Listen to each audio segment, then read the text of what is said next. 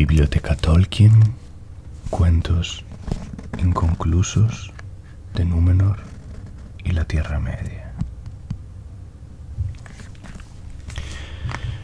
Los cuentos inconclusos de Númenor y la Tierra Media son una colección de relatos sobre la historia de la Tierra Media, desde los primeros días hasta el fin de la Primera Guerra del Anillo.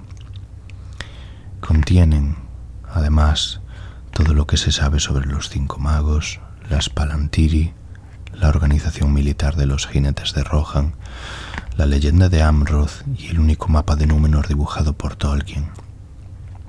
Christopher Tolkien, que explica en la introducción los distintos tratamientos que estos textos han exigido, ha escrito un largo comentario a cada historia y ha vuelto a dibujar, en mayor escala, el mapa que acompaña a El Señor de los Anillos, añadiéndole nuevos accidentes y nombres. Primera parte, de Tuor y su llegada a Gondolin.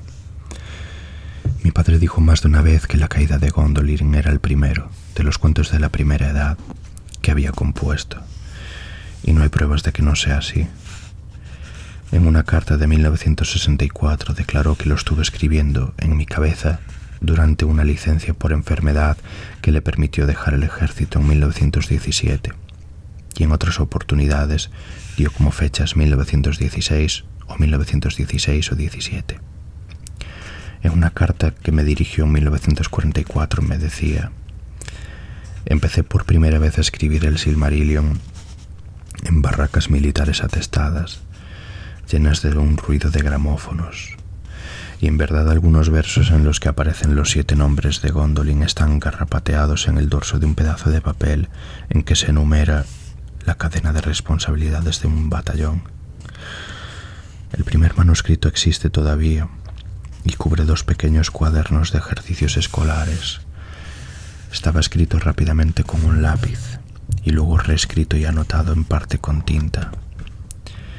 De este texto, mi madre, quizá en 1917, sacó una copia bastante limpia, pero esta a su vez fue abundantemente corregida en una fecha que me es imposible determinar, pero que puede situarse en 1919 o 1920. Cuando mi padre estaba en Oxford, donde participaba en la composición del diccionario, por entonces inconcluso, en la primavera de 1920, fue invitado a leer una disertación en el club de ensayos de su escuela, Exeter, y allí leyó La caída de Gondolin. Las notas de lo que intentaba decir a modo de introducción a su ensayo subsisten todavía. En estas se disculpaba por no haber podido redactar un artículo crítico y continuaba: por tanto, debo leer algo ya escrito y, movido por la desesperación, he recurrido a este cuento. Por supuesto, nunca había visto antes la luz. Desde hace algún tiempo un ciclo completo de acontecimientos desarrollados en una tierra feérica de mi propia fantasía viene gestándose, o más bien construyéndose, en mi mente. Algunos de los episodios han sido apuntados. Este cuento no es el mejor de ellos, pero es el único hasta ahora que ha sido revisado y todo eso. Aunque la revisión no ha sido acabada, me atrevo a leerlo en voz alta. El cuento de Tuor y los exiliados de Gondolin, como se titulaba La caída de Gondolin en los primeros manuscritos, permaneció inalterado durante muchos años, aunque mi padre, en algún momento, probablemente entre 1926 y 1930, escribió una breve versión resumida de la historia para incorporarla al Silmarillion, título que, entre paréntesis, apareció por primera vez en la carta enviada de Observer del 20 de febrero de 1938. Y esta versión se cambió luego de acuerdo con otras alteraciones introducidas en otras partes del libro. Mucho más tarde empezó a trabajar en un relato enteramente modificado, titulado De Tuor y la caída de Gondolin. Es muy probable que fuera escrito en 1951, cuando El Señor de los Anillos estaba terminado, pero la publicación era todavía dudosa, con profundo cambio de estilo y atmósfera, aunque reteniendo gran parte de la historia escrita en su juventud de Tuor y la caída de Gondolin, habría contado con todo detalle la leyenda que constituye el breve capítulo 23 del Silmarillion. Pero desdichadamente no avanzó más allá de la llegada de Tuor y Boromwe al último portal y la visión de Gondolin en la lejanía, más allá de la llanura de Tumladen. No se sabe por qué abandonó esta narración. Este es el texto que se ofrece aquí. Para evitar confusiones lo he retitulado de Tuor y su llegada a Gondolin, pues nada dice de la caída de la ciudad. Como siempre ocurre con los textos de mi padre, hay varias lecturas posibles y, en una breve parte, el pasaje en el que Tuor y Boromwe se acercan al río Sirion y lo cruzan, varias versiones excluyentes. Por tanto, fue necesario cierto trabajo menor de redacción. Así pues, es notable el hecho de que la única narración completa, escrita nunca por mi padre acerca de la estadía de Tuor en Gondolin, su unión con Idril Celebrimbor, el nacimiento de Arendil, la traición de Maeglin, el saqueo de la ciudad y la huida de los fugitivos, historia que era un elemento fundamental en su concepción de la primera edad, fuera esta narración juvenil. No cabe duda, sin embargo, que la narración, realmente notable, no se presta a ser incluida en este libro. Está escrita en el estilo extremadamente arcaico que mi padre empleaba en este tiempo, e inevitablemente incorpora concepciones incompatibles con el mundo del Señor de los Anillos y la versión publicada del Silmarillion.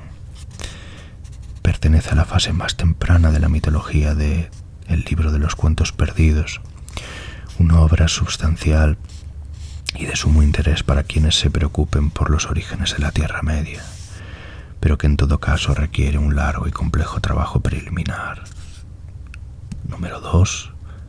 La historia de los hijos de Húrin. El desarrollo de la leyenda de Turin-Turambar es en ciertos aspectos el más enmarañado complejo de elementos narrativos en la historia de la Primera Edad. Como el cuento de Tuor y la caída de Gondolin, retrocede a los comienzos de la Primera Edad y sobrevive en una temprana narración en prosa, uno de los cuentos perdidos, y en un largo poema inconcluso escrito en versos aliterados.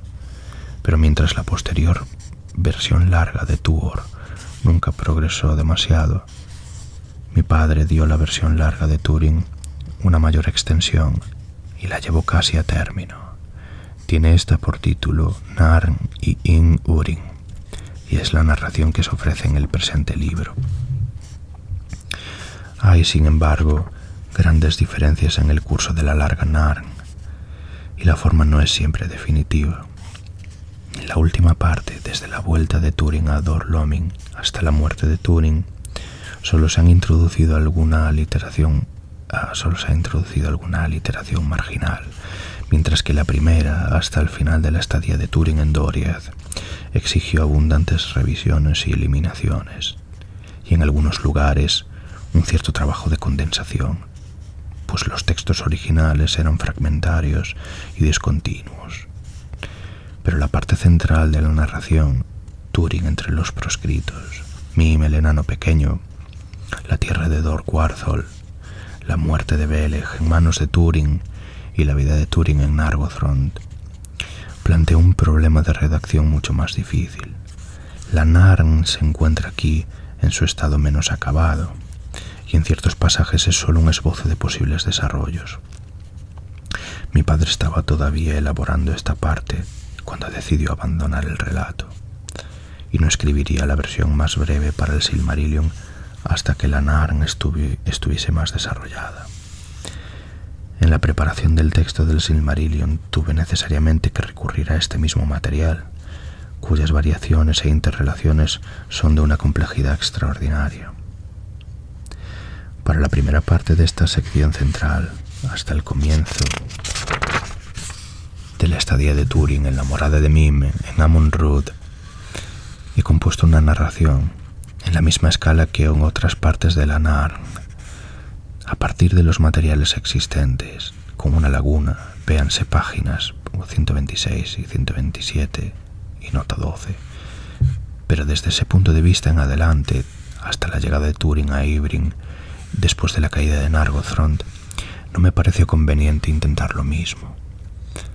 Las lagunas de la Narn son aquí extremadamente grandes, y solo podían llenarse con el texto publicado del Silmarillion, pero en un apéndice cité fragmentos aislados de esta parte de la proyectada ampliación. En la tercera parte de la Narn, que empieza con la vuelta de Túrin a Dor Lómin, una comparación con el Silmarillion descubre muchas estrechas correspondencias y aún idéntica redacción, mientras que en la primera parte hay 2 extensos pasajes que he excluido del presente texto, pues son variantes muy parecidas de pasajes que aparecen en otro sitio y se incluyen en la versión publicada del Silmarillion. Esta sobreposición e interrelación entre una y otra obra puede explicarse de distintos modos, desde distintos puntos de vista. Mi padre se complacía en retomar un relato y recontarlo en una escala diferente, pero algunos textos no exigían un tratamiento más extenso, pues eran partes de una versión más amplia y no era necesario volver a escribirlos. Además, cuando todo era todavía fluido y nada se sabía aún de la organización definitiva de las distintas narraciones, el mismo pasaje podía situarse experimentalmente en cualquiera de ellas, pero en un diferente nivel puede haber otra explicación. Leyendas como la de Turin Turambar habían tenido forma poética mucho tiempo atrás. En este caso, la Narn y In-Urin del poeta Dir Havel, y las que después fueron historias condensadas de los días antiguos, como el Silmarillion, preservaron intactas frases o aún pasajes enteros, especialmente en momentos de extrema retórica, como cuando Túrin le habla a su espada antes de morir. Segunda parte 1. Descripción de la isla de Númenor. Aunque descriptivos más que narrativos, he incluido aquí algunos pasajes sobre Númenor, sobre todo en lo que concierne a la naturaleza física de la isla, pues clarifica y naturalmente ilustra la historia de Aldarion y Erendis. Este texto existía sin duda en 1965 y fue probablemente escrito poco antes de esa fecha. He rehecho el mapa a partir de un pequeño y rápido esbozo de mi padre, pues, según parece, es el único que él hizo de Númenor. Solo los nombres y los accidentes presentes en el original se han incorporado en el nuevo mapa. Además, el original muestra otro puerto en la bahía de Anduine, no muy lejos hacia el oeste de la misma Anduine. El nombre no es fácil de leer, pero casi con toda certeza dice Almaida. No tengo conocimiento de que aparezca en otra parte. 2. Aldarion y Erendis. Esta historia es la que se halla menos desarrollada de toda la colección y en algunos sitios ha exigido trabajos de redacción tan abundantes que dudé de la conveniencia de incluirla. No obstante, su gran interés por ser la única historia, fuera de registros, que sobrevivió de las largas edades de Númenor, antes del episodio de su caída, el Acalavez, y como historia única por su contenido entre los escritos de mi padre, me persuadió de que no sería acertado omitirla en esta colección de cuentos inconclusos. Para apreciar la necesidad de tales trabajos de redacción, hay que explicar que mi padre recurría abundantemente en la composición de sus relatos a esbozos de argumentos, concediendo escrupulosa atención a la cronología, de modo que dichos esbozos tienen en parte apariencia de registros dentro de una crónica. En el presente caso hay nada menos que 5 de estos esquemas, que varían constantemente en cuanto a su relativo desarrollo en diferentes momentos, y que con no poca frecuencia se contradicen en general y en los detalles. Pero estos esquemas tendían siempre a convertirse en pura narración, especialmente mediante la introducción de breves pasajes en discurso directo. Y en el quinto y último de estos esquemas para la historia de Aldarion y Erendis. El elemento narrativo es tan pronunciado que el texto alcanza unas 60 páginas manuscritas. Este alejamiento del estilo analítico staccato en tiempo presente, que luego se transformaba en una escritura auténtica narrativa, era sin embargo muy gradual a medida que la escritura del esbozo avanzaba. Y en la primera parte de la historia he reescrito mucho en el intento de conseguir cierta homogeneidad estilística a lo largo de toda la narración. Esta reescritura es exclusivamente una cuestión de redacción y nunca altera significados ni introduce elementos inauténticos. El último esquema, el texto que principalmente se ha seguido, se titulaba La sombra de la sombra, el cuento de la esposa del marinero y el cuento de la reina pastora. El manuscrito acaba abruptamente y no explica con seguridad por qué mi padre lo abandonó.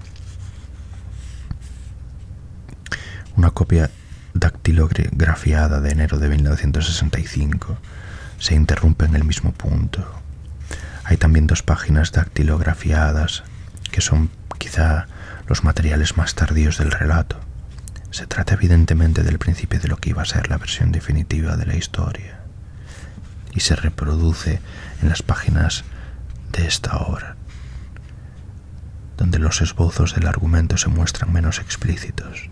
Se titulaba Indis y Kiriamo, la esposa del marino, un cuento de la antigua Númenore en que se escuchan por primera vez rumores de la sombra. Al final de esta narración he dado los escasos datos accesibles sobre el desarrollo posterior de esta historia. 3. La línea de Elros, reyes de Númenor. Aunque es en su forma un mero registro dinástico, lo he incluido porque constituye un importante documento para la historia de la Segunda Edad y porque gran parte de los materiales que conciernen a esa edad aparecen de alguna manera en los textos y comentarios de este libro. Es un magnífico manuscrito en el que las fechas de los reyes y las reinas de Númenor y de sus reinados han sido abundante y a veces oscuramente corregidos. He procurado dar la última redacción. El texto introduce varios acertijos cronológicos menores, pero también permite la clarificación de algunos errores aparentes en los apéndices del Señor de los Anillos. 3. La línea de Elros, reyes de Númenor. Aunque es en su forma un mero registro dinástico, lo he incluido porque constituye un importante documento para la historia de la Segunda Edad, y porque gran parte de los materiales que conciernen a esa edad aparecen de alguna manera en los textos y comentarios de este libro. Es un magnífico manuscrito en el que las fechas de los reyes y las reinas de Númenor y de sus reinados han sido abundantemente y a veces oscuramente corregidos. He procurado dar la última redacción. El texto introduce varios acertijos cronológicos menores, pero también permite la clarificación de algunos errores aparentes en los apéndices del Señor de los Anillos. El cuadro genealógico de las primeras generaciones de la línea de Elros ha sido tomado de varios cuadros estrechamente relacionados, que cubren el periodo de la formulación de las leyes de sucesión en Númenor. Hay algunas variantes en nombres menores, así Vardilme aparece también como Vardilje y Yavien como Yavie. Creo que las formas que doy en el cuadro son posteriores. 4. La historia de Galadriel y Celeborn. Esta sección del libro difiere de las demás, salvo las de la cuarta parte, en que no hay un texto único, sino más bien un ensayo al que se incorporan algunas citas. La naturaleza del material obligó a este tratamiento. Como el curso del ensayo lo pone en claro, una historia de Galadriel solo puede ser la historia de las concepciones cambiantes de mi padre, y la naturaleza inconclusa del cuento no es en este caso sino la de un escritor particular. Me he limitado a la presentación de escritos inéditos sobre el tema, y me he abstenido de toda exposición acerca de las cuestiones más amplias implicadas en el desarrollo, pues ello habría obligado a considerar toda la relación entre los Valar y los elfos, después de la decisión inicial, descrita en el Silmarillion, de llamar a los Eldar a Valinor y otros numerosos asuntos sobre los que mi padre escribió muchas cosas que no se incluyen en este libro. La leyenda de Galadriel y Celeborn está tan entretejida con otras leyendas e historias, la de Lothlórien y los elfos silvanos, la de Amroth y Nimrodel, la de Celebrimbor y la creación de los anillos de poder, la de la guerra contra Sauron y la intervención númenoreana, que no puede tratarse aisladamente, de modo que esta sección del libro, junto con sus 5 apéndices, reúne virtualmente todo el material inédito de la historia de la Segunda Edad en la Tierra Media. Y la exposición en ciertos pasajes se extiende inevitablemente hasta la tercera. Se dice en el cómputo de los años que aparece en el apéndice B del Señor de los Anillos: estos fueron los años oscuros para los hombres de la Tierra Media y los días de gloria de Númenor.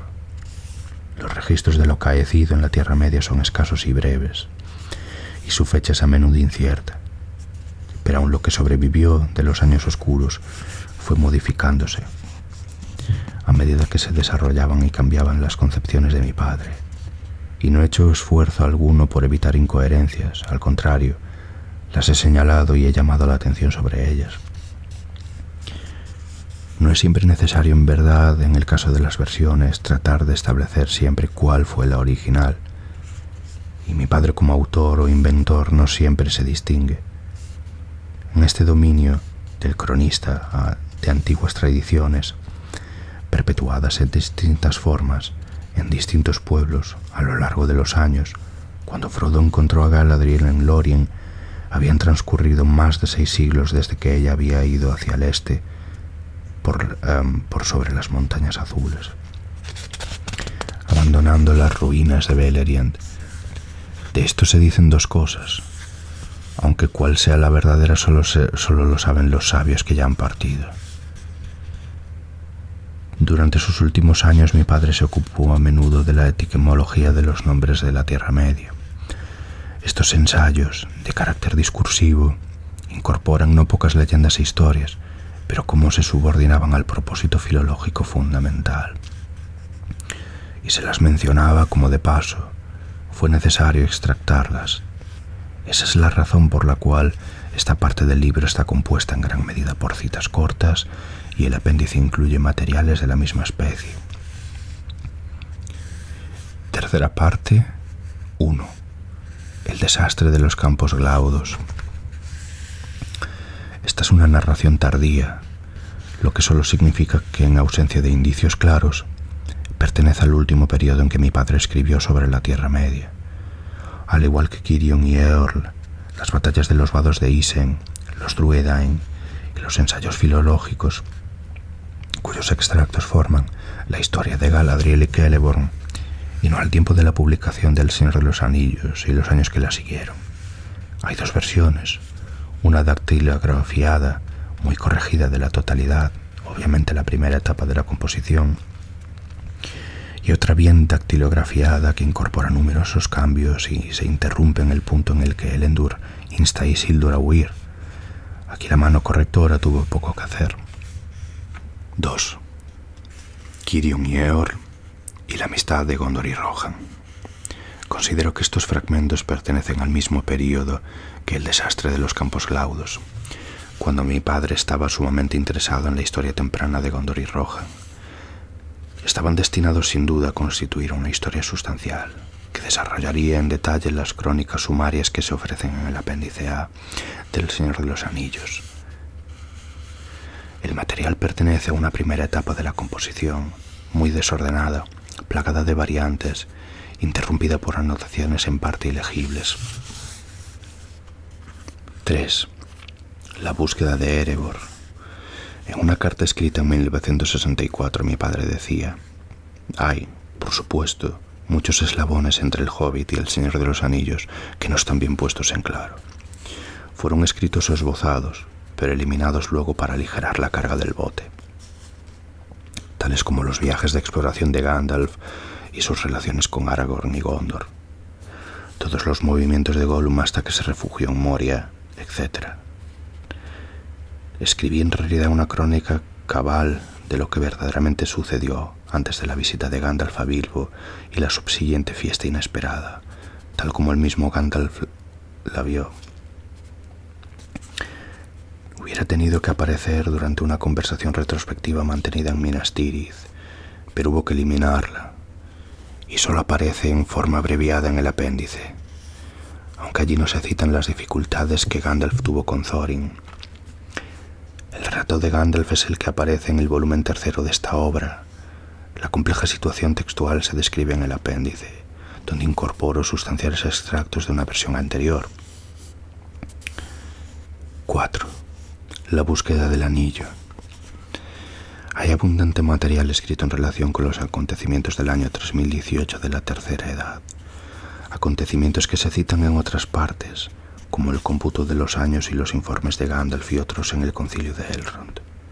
Y estos escritos son sin duda los esbozados, a que se refiere la carta. Les he dado el título de La búsqueda del anillo. Los manuscritos mismos, en una grande, aunque no excepcional confusión, son descritos en la Tercera Edad. Pero cabe mencionar aquí la cuestión de la fecha, pues creo que todos pertenecen al mismo período, incluyendo sobre Gandalf, Saruman y la comarca, presentados como la tercera parte de esta sección. Fueron escritos después de la publicación de El Señor de los Anillos, pues hay referencias a la paginación del texto impreso, pero difieren en la fecha que se da a ciertos acontecimientos en el cómputo de los años del apéndice B. Es obvio que se escribieron después de la publicación del primer volumen, pero antes de la del tercero, que contenía los apéndices. 5. La batalla de los vados de Isen. Esta, junto con la crónica de la organización militar de los Rohirrim y la historia de Isengard que se da en el apéndice del texto, corresponde al mismo grupo de escritos posteriores, estrictamente históricos. No presenta ningún problema de orden textual y solo está inconclusa en el sentido más directo del término. Cuarta parte. 1. Los Dúnedain. Hacia el final de su vida, mi padre reveló muchas más cosas acerca de los hombres salvajes del bosque Drúadan y las estatuas de los hombres Púkel en el camino a Dunharrow.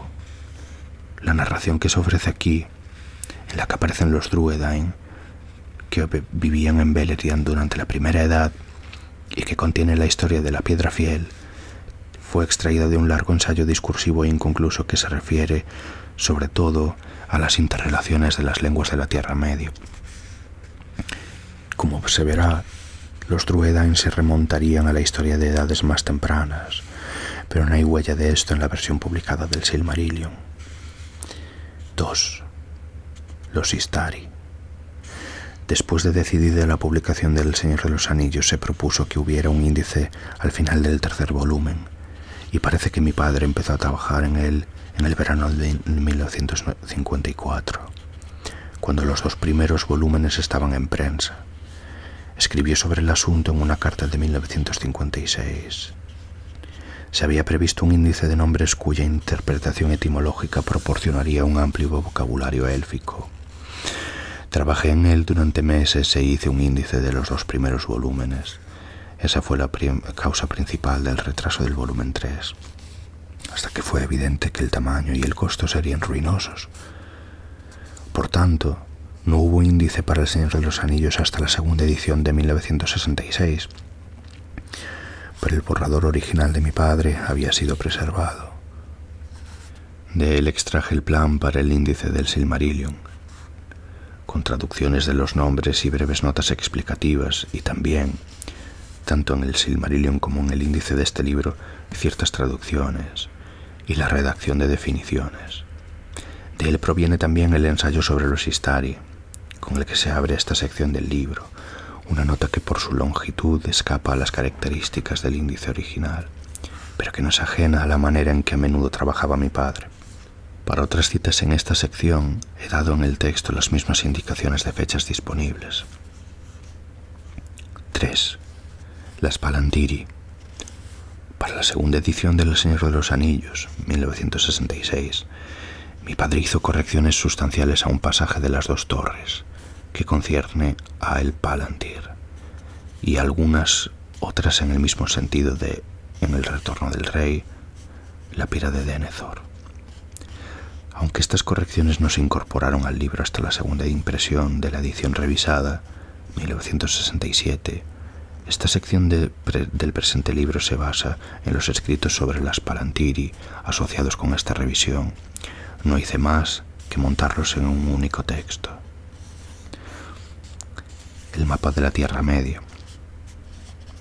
Mi primera intención fue incluir en este libro el mapa que acompaña a El Señor de los Anillos, añadiendo algunos nombres, pero después de reflexionar me pareció mejor copiar el mapa original y tener así la oportunidad de poner remedio a algunos defectos menores. Poner remedio a los mayores estaba fuera de mi alcance. Por tanto, lo he vuelto a dibujar con bastante exactitud en una escala reducida una vez más a la mitad, es decir, el nuevo mapa es una vez más una reducción a la mitad del primer mapa publicado. La superficie cubierta es más pequeña, pero los únicos puntos que se pierden son los puertos de Umbar y el cabo de Forochel. Esto permitió un tipo de letra diferente y más grande, con lo que se gana mucho en la claridad. Se incluyen en él los nombres geográficos más importantes que se mencionan en este libro, pero no en El Señor de los Anillos, tales como Londaer, Druwaithiaur, Edhelond, Las Curvas y Grisling. Y unos pocos más que podrían o tendrían que haber estado en el mapa original, tales como los ríos Arnen y Carnen, Annúminas, Fol de Este, Fol de Oeste y las montañas de Angmar.